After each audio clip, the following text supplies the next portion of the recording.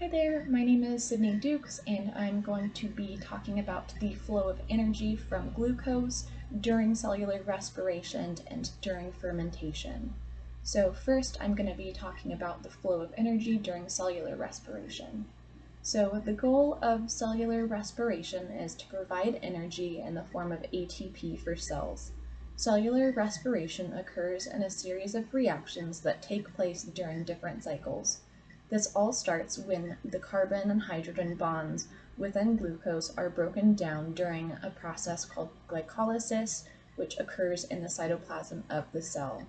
When the CH bonds are broken, energy is released in the form of electrons or hydrogen molecules. Glycolysis produces two molecules of ATP, two pyruvate molecules, and two NADH molecules. These electrons from the original glucose molecule are then carried into the mitochondria of the cell in order to be made into energy, hence why the mitochondria is called the powerhouse of the cell. Once in the mitochondria, some of the electrons are carried by NADH and put immediately into the electron transport chain, which I will talk about later on.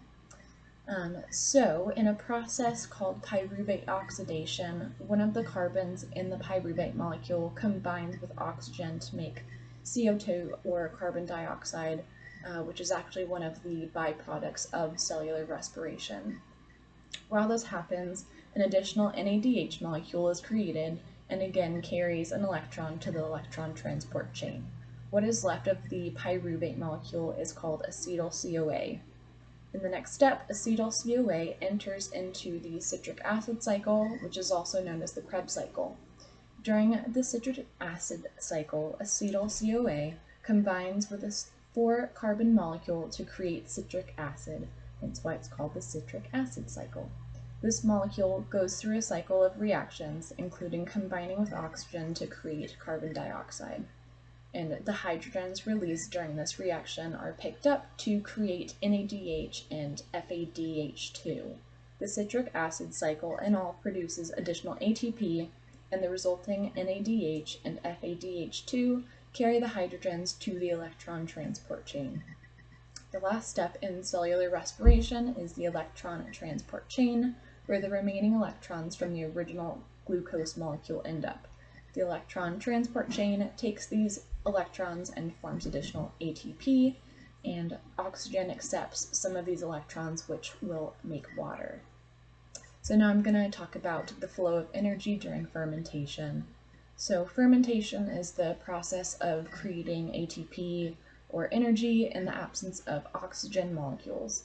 If you recall, the very first step, glycolysis, does not require oxygen, and therefore fermentation starts with glycolysis.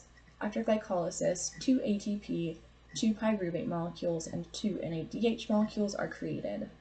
But instead of the pyruvate being oxidized and entering into the citric acid cycle, it actually enters into fermentation because oxygen is not present to take part in pyruvate oxidation or in the citric acid cycle.